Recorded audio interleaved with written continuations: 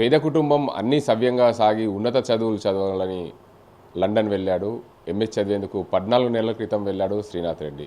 మధుసూదన్ రెడ్డి మంజుల దంపతులకు ఏకైక కుమారుడు, ఒక కుమార్తె కూడా ఉన్నారు. అన్నీ సవ్యంగా సాగాలని, అంతా బాగుండాలని, ఉన్నత చదువులు చదివి ఉన్నత శిఖరాలకు ఎదగాలని అనుకున్నారు. కానీ అనుకోని ఘటనలో బర్త్డే పార్టీకి వెళ్ళి ఇంటికి వచ్చి విగతజీవిగా పడి ఉన్న శ్రీనాథ్ రెడ్డికి సంబంధించిన కుటుంబ సభ్యులు ఉన్నారు. కన్నీరు మున్నీరుగా పెడుతున్న పరిస్థితి ఉంది. కుటుంబ సభ్యులు వారందరూ కూడా ఎంతో అన్యోన్యంగా పెంచుకున్నారు కుమారుణ్ణి. తన కుమారుడు మమ్మల్ని చదివి ఉన్నత చదువులు చదివి మా కుటుంబాన్ని పోషిస్తాడనుకున్నారు. అనుకోని ఘటనలో ఏదో వారి కుటుంబానికి ఇది చేసింది. తన కుమారుడు విగతజీవిగా పడి ఉన్న పరిస్థితి ఉంది. మధుసూదన్ రెడ్డి ఉన్నారు, వారిని అడుగుదాం. అసలు వారి కుమారుడు ఎన్ని రోజులకి 14 నెలల క్రితం వెళ్ళినప్పుడు ఎప్పుడు ఫోన్లో మాట్లాడు, ఏం చెప్తుండే అనే అంశానికి సంబంధించి వారిని అడుగు తెలుసుకునే ప్రయత్నం అయితే చేద్దాం. చెప్పండి, మీ కొడుకు అసలు ఈ ఘటన జరగకముందు ఎప్పుడెప్పుడు మాట్లాడాడు? ఘటన జరిగిన రోజు కూడా రాత్రి 8:30, 9 గంటలకు మాట్లాడిండు. మంచిగానే మాట్లాడిండు, నవ్వుకుంటా. అంతా బాగానే ఉండే. ఏం జరిగిందో తెలియదు ఆ రాత్రి. ఆ రోజు రాత్రే చనిపోయిండు, మాట్లాడిన రోజు రాత్రి. అంతకుముందు కూడా రోజు తప్పించే రోజు మంచిగానే మాట్లాడుతుండే, బాగానే ఉండే. అక్కడ ఏమైనా ఇబ్బందులు ఉన్నాయని అన్నాడు? ఇబ్బందులు లేవు, ఏం లేవు. ఎప్పుడైనా మంచిగా మాట్లాడిండు, మంచిగానే నవ్వుకుంటూనే మాట్లాడిండు. ఆ రోజు ఏం జరిగిందో తెలియదు, రాత్రే చనిపోయాడు. ఆ రోజు రాత్రి. మీకు ఎట్లా తెలిసింది? వాళ్ళ రూమ్మేట్ ఒక ఆయన ఉన్నాడు, ఆయన మా రిలేషన్స్ ఉన్నారు అక్కడ. చనిపోయినాక తర్వాత లేట్గా కాల్ చేసిండట వాళ్ళకు. వాళ్ళు పోయేకల్నే పోలీసు వాళ్ళు తీసుకొని వెళ్ళిరట అక్కడ. వాళ్ళకు కూడా ఏం తెలియదు ఏం జరిగింది. హాస్పిటల్ తీసుకుపోయేదట. అప్పటికే తీసుకుపోయినాక హాస్పిటల్ దగ్గరికి తీసుకుపోయినాక కూడా చూపించలేదట వీళ్ళకు, మా రిలేషన్స్కు. ఇప్పటికీ చూపించలే వాళ్ళు. అందుకే తొందరగా బాడీని పంపించాలని కోరుతున్నాం. అంటే ఇప్పుడు కేంద్ర ప్రభుత్వం, రాష్ట్ర ప్రభుత్వం మిమ్మల్ని ఆదుకోవాలని ఏమన్నా డిమాండ్ చేస్తారా? త్వరగా బాడీని తీసుకొస్తే బాగుంటుంది. అదే రాష్ట్ర ప్రభుత్వం కానీ కేంద్ర ప్రభుత్వం కానీ చర్య తీసుకొని తొందరగా మా బాడీని మాకు అప్పగించాలని కోరుతున్నాం. ఎప్పుడైనా మీకు ఇక్కడ ఉన్నప్పుడు కానీ అక్కడికి వెళ్ళే ముందు కానీ నాన్న మనం ఇలా ఉండాలి అలా ఉండాలి అని ఎప్పుడైనా అంటున్నాను? అట్లాంటిది ఏం చెప్పలే, సింపుల్గానే ఉంటుండే, మంచిగా బాగానే ఉంటుండే. అదే మా కష్టాలను గుర్తించి ఉన్నత చదువులు చదివి బాగుపడాలని వెళ్ళిండు, పంపించినాం.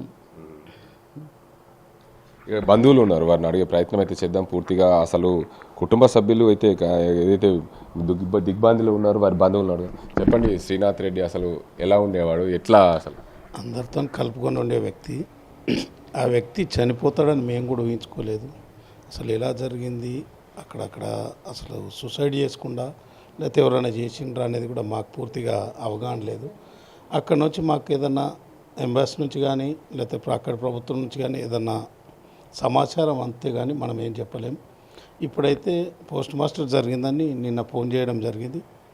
ఇంతకు మించి అక్కడ ప్రాసెస్ నడుస్తుంది. దీనికి రాష్ట్రం కానీ కేంద్రం కానీ చొరవ తీసుకొని మాకు మాకు నిధులకు కానీ దేని కానీ ఆర్థికంగా ఇబ్బందులు ఉన్నాం. మా దృష్టిలో పెట్టుకొని మాకు ప్రభుత్వం సాయం చేయాలని కోరుచున్నాం. మొత్తానికి చూడొచ్చు, ప్రభుత్వం అయితే త్వరితగతిన మా శ్రీనాథ్ డెడ్ బాడీని త్వరితగతిన తీసుకురావాలి. ఎందుకంటే అక్కడ ప్రభుత్వము ఏదైతే అనుకోని ఘటనలో ఆత్మహత్య చేసుకున్నాడా లేకపోతే దీనికి సంబంధించి ఏం జరిగింది అనే అంశానికి సంబంధించి మేమైతే పూర్తిగా వివరాలు తెలియదు. అక్కడ ప్రభుత్వం మాకు పూర్తి స్థాయిలో చెప్తే బాగుంటుందని చెప్పారు. వారి సిస్టర్ ఉంది, ఒకసారి వారి సిస్టర్ని అయితే పలకరించే ప్రయత్నం చేద్దాం. ఎప్పుడెప్పుడు ఎలా ఉండేవాడు? అమ్మ చెప్పండి, మీ శ్రీనాథ్ ఎప్పుడెప్పుడు ఫోన్ చేసేవారు? ఆ రోజు మండే రోజు నైట్ ఫోన్ చేసిండు నాతోని, మా పిల్లలతో కూడా బాగానే మాట్లాడిండు. ఏం చెప్పలే ఇట్లా అట్లా అని. బాగున్నావు అంటే బాగున్నా అన్నాడు. అందరు మంచిగా అంటే అందరం బాగున్నాం అన్నాడు.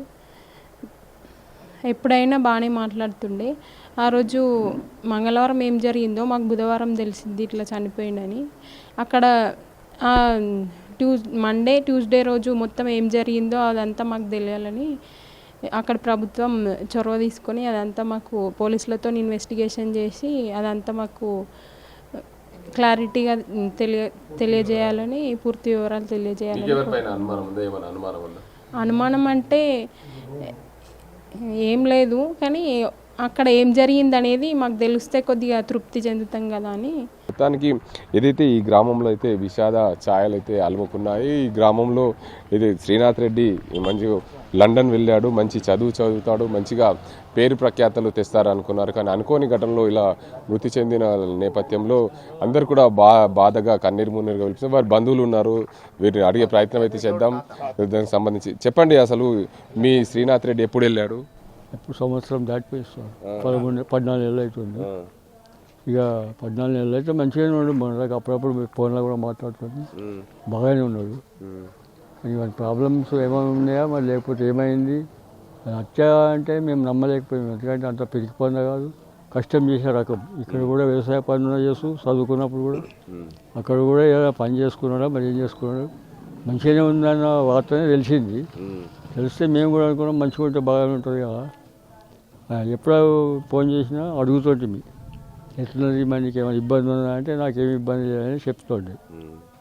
అది ఇప్పుడు లాస్ట్గా వచ్చి ఏమైపోయింది అంటే మాకు శవం పంపినాక కొంచెం ఇంత ఇబ్బంది ఉండకపోవు. శవం ఆడబెట్టుకొని మేము ఇక్కడ ఊరూరు వస్తారు పోతారు, వాళ్ళకి ఏం సమాధానం చెప్పలేకపోతున్నాము. అందుకని చివరిసారిగా ఎప్పుడు మాట్లాడారు? నేను చివరిసారి అంటే ఈ మధ్యలో వాళ్ళు ఫోన్ చేసినప్పుడు లేను, కానీ సుమారు ఒక నెల అప్పుడు ఏం చెప్తుండే మీకు? ఇదే చెప్తాను, అదే చెప్తాను మీకు. ఎందుకంటే అంత మంచిదే తాత, మీరైతే పైన మేము మంచిగానే ఉన్నా అంటే అంటుండే. అన్నప్పుడు ఇక మనం కూడా బాగానే ఉన్నాడు అనే ఉద్దేశంలో ఉంటాం కదా. సరే మంచిగా ఉంటుంది అయిపోయి పైలము ఏదో అక్కడిక్కడ గాలి తిరగకమని చెప్పి ఇది చేస్తుంది వాళ్ళు. ఇప్పుడు ప్రభుత్వాన్ని ఏం కొడుతారు? ఏం చేస్తారు, మాకు వీలైనంత మటుకు శవం తొందరగా పంపించే ప్రయత్నం ఒకటి. రెండు ఏంటంటే కొంచెం ఆర్థికంగా కూడా మాకు పెద్ద ఫ్యామిలీ కాదు, బీద ఫ్యామిలీ. ఈ బీద ఫ్యామిలీ అయిన దానికి వాళ్ళు ఏమైనా సహాయం చేస్తే కొంచెం మాకు హెల్ప్ చేసిన వాళ్ళు అవుతారు కదా. స్థానికంగా ఉండే నేతలని, ఎమ్మెల్యేలు కానీ వారి కాంగ్రెస్ పార్టీ నేతలు కానీ వీళ్ళని కలుస్తుండ్రా ఎవరన్నా? కలుస్తున్నాం, కానీ ఇక ఇది ఎందుకంటే సెంట్రల్ గవర్నమెంట్తో అవుతుంది కదా, వాళ్ళని కూడా కలిసే ప్రయత్నం చేస్తున్నాం, కలవాలనుకుంటున్నాం. ఇక వాళ్ళు కానీ వీళ్ళు కానీ ఎవరైనా నాయకులను కలుసుకుంటే ఏమైనా సాయం చేస్తారా, చేస్తే బాగుంటుందని కోరిక. అంతే, దీని మీద మాకు ఎందుకంటే ఏం చెప్పలేకపోతున్నాం. పూర్ ఫ్యామిలీ, ఈనాడు దినాలు కూడా వచ్చిన చుట్టాలకు ఏదో ఏ సమాధానం చెప్పలేకపోతున్నాం. ఏడుసుడు కన్నీరు మున్నీరు తప్ప ఇంకోటి ఏం లేదు. ఇక మేము ఏం సమాధానం చెప్పుకోవాలన్నా శవం వస్తేనే మాకు కొంచెం ఆర్థికంగా కాకుండా కానీ పోతే బిడ్డని అమ్ముకొనైనా సరే, కానీ అది కాకుండానే వాళ్ళని సహాయం చేస్తే బాగుంటుందనే విషయం మేము మాట్లాడుతున్నాం. మీరు చెప్పండి, మీ గ్రామస్తుడు శ్రీనాథ్ రెడ్డి మా బావ వాళ్ళ మన్మడు. మా అబ్బాయి కూడా అక్కడే ఉంటాడు, 4-5 years అవుతుంది, ఫ్యామిలీతో ఉంటాడు. వాళ్ళు చదువుకున్న వాళ్ళలాగా ఈయన కూడా పోయి చదువుకొని అభివృద్ధి చెందుతున్న ఆలోచనలో పోయిండు. అడిపోయిన తర్వాత వాళ్ళ వేరే ఏరియా, వీళ్ళు వేరే ఉన్నాడు. అసలు ఏం జరిగిందనేది మాకు ఇంతవరకు అంతుపడతలేదు. ఫ్యామిలీ రూమ్మేట్లు ఒక రకంగా, వేరే వాళ్ళు వేరే రకంగా చెప్తున్నారు. అంతా పక్క పెడితే ఇక నిన్న షబీర్ సాబ్ దగ్గర కూడా పోయినాం. పోయి వాళ్ళ ఏకీకరణ సభ వాళ్ళ కోడలు ఎవరు ఉంటారట అక్కడ ఎంబసీ ఆఫీసులనే, మంచి పొజిషన్లో ఉన్నారు, తొందరగా పంపించమని చెప్పి రిక్వెస్ట్ చేసుకున్నాం. ఆర్థికంగా కూడా ఏమన్నా సాయం చేస్తే బాగుండే. వీళ్ళకంతా 3 ఎకరాల భూమి, రైతు ఫ్యామిలీ. మరి ప్రభుత్వం మనము ఇప్పుడు అందరికీ అన్ని పరిచయాలు లేవు. ఇప్పుడు కిషన్ రెడ్డి సార్ దగ్గర కూడా పోదాం అనుకున్నాం, కానీ వీలు కాలేదు మాకు. ఇక్కడ నుంచి అయితే ఈ పూర్తి ఆయన రెస్పాన్స్, షబీర్ సాబ్ అయితే మంచి రెస్పాన్స్ చేసిండు. మా ముంగట్నే కాల్ మాట్లాడి ఆ అమ్మాయితో వాళ్ళ కోడలతో మాట్లాడిచ్చిండు. హాలిడేస్ వస్తున్నాయి కదా, మండే నుంచి ప్రాసెస్ స్టార్ట్ చేస్తాం, మీరు కొన్ని డాక్యుమెంట్స్ పెట్టాలి, అవి పెట్టియండి అని చెప్పి పెట్టారు. వారం రోజులు వచ్చే ప్రయత్నం చేస్తామన్నారు. ఇంకా చేసి వాళ్ళకు తొందరగా పంపించి ఆర్థికంగా కూడా కొంచెం ఆదుకుంటే బాగుండే అని అనుకుంటున్నాం. ఇప్పుడు ఖర్చులు కూడా చాలా అవుతున్నాయి అక్కడ నుంచి ఇక్కడ తీసుకురావడానికి. అక్కడ కూడా ఫండింగ్ అనేది చేస్తున్నారు, కానీ అనుకున్నంత ఏం రాలేదు. ఇంకా టైం ఉంది, చూడాలి, వెయిట్ అండ్ సీ అంతే ఉంది.